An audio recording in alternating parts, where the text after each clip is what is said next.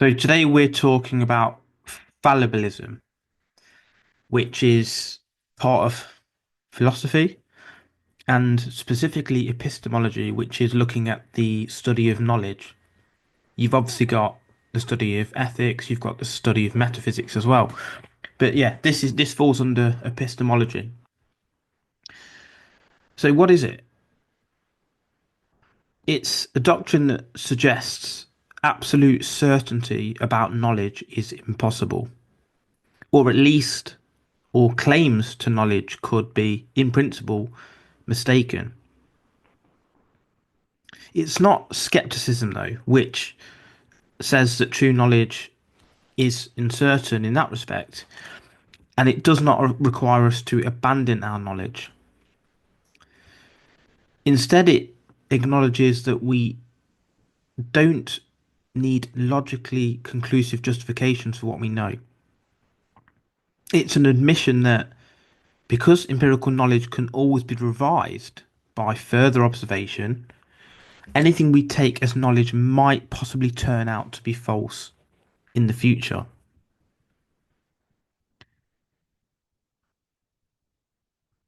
We all have got examples of this, haven't we? And we'll come on to these as we go through.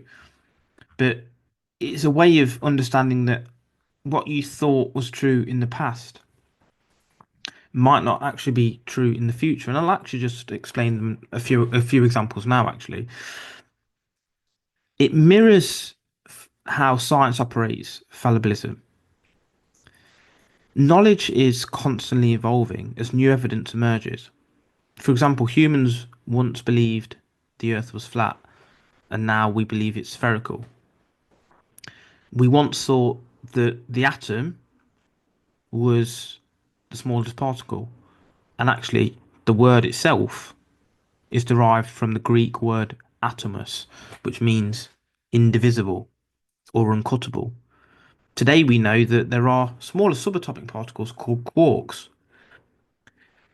and therefore, you need an open mind to think actually what you know today might not actually be true in the future. Some fallibilists actually make an exception though for things that are called axiomatically true. There are certain things that are true regardless, such as some maths and logical knowledge. Some fallibilists, even about these, argue that humans are capable of error when working on these type of systems. Kurt Gödel's incompleteness theorems further challenge the infallibility of mathematics, and we've talked about it before on the show. There are paradoxes.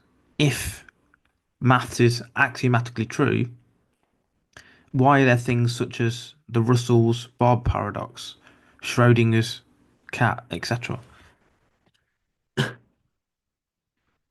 So, Charles Sanders Peirce is the philosopher that is most attributed to fallibilism, and people like Karl Popper and William James and Dewey.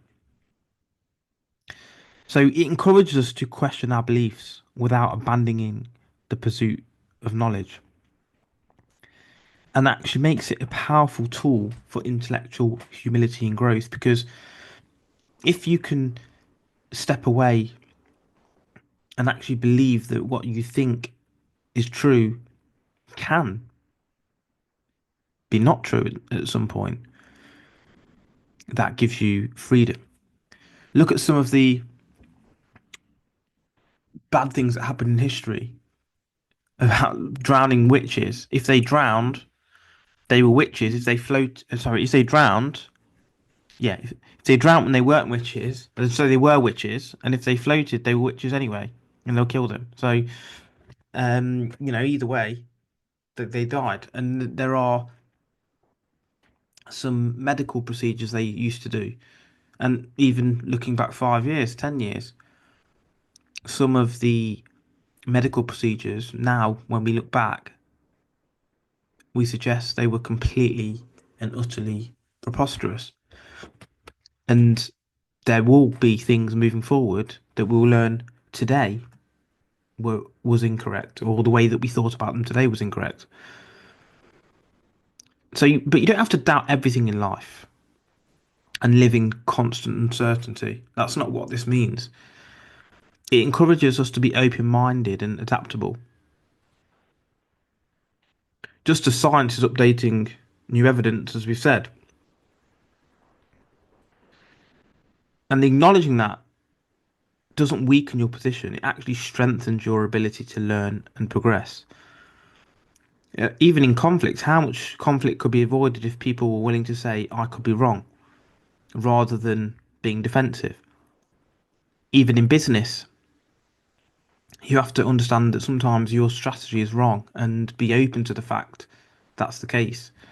Netflix started as a DVD rental company. Now, I mean, we all know who Netflix are.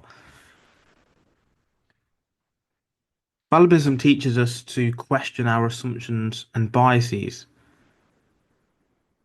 It makes us more self-aware and open to learn.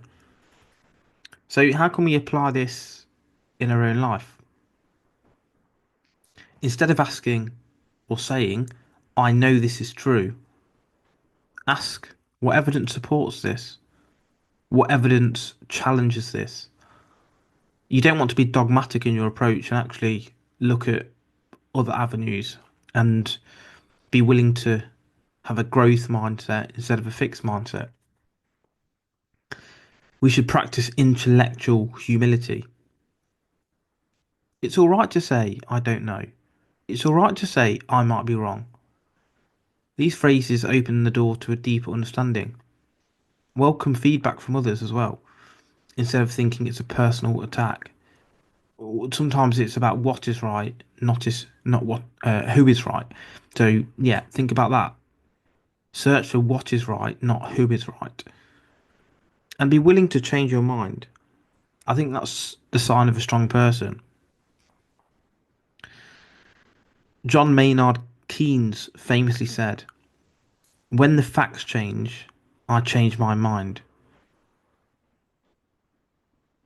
That's really key here.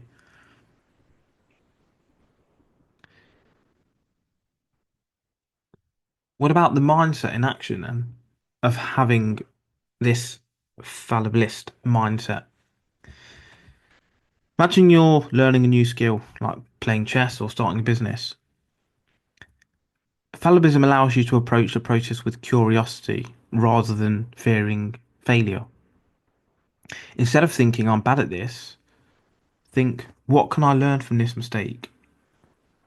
Instead of assuming you know what's best, ask yourself, what do successful people do in this field? Or what do successful people do differently to me? Because unless you're willing to ask these questions, you'll never change. Because you're believing the way that you're doing things is the right way, and actually it might not be.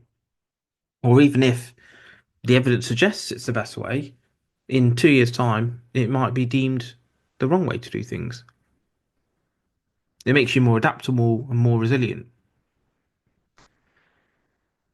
Look, admitting you're wrong is hard. It can affect your ego, it can make you feel dumb,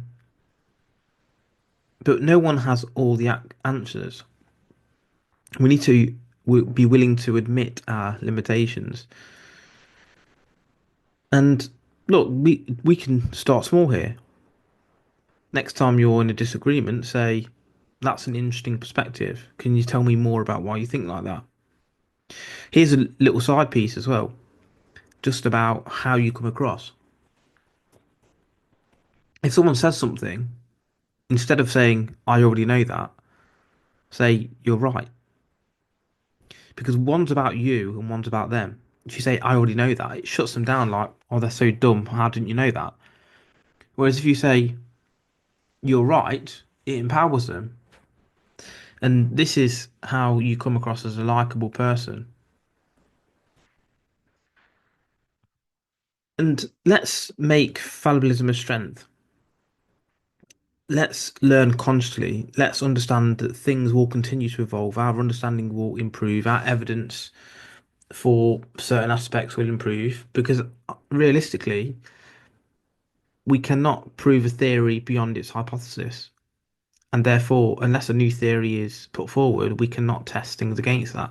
And yes, there are some axiomatically true things in this world, but a lot of the time, we are just waiting for new evidence. And it's funny, really, because there's a lot of people out there who I've even spoken to, and they're so true that this one thing is correct, and they're trying to tell everyone, oh, this is true, this is true, this is true.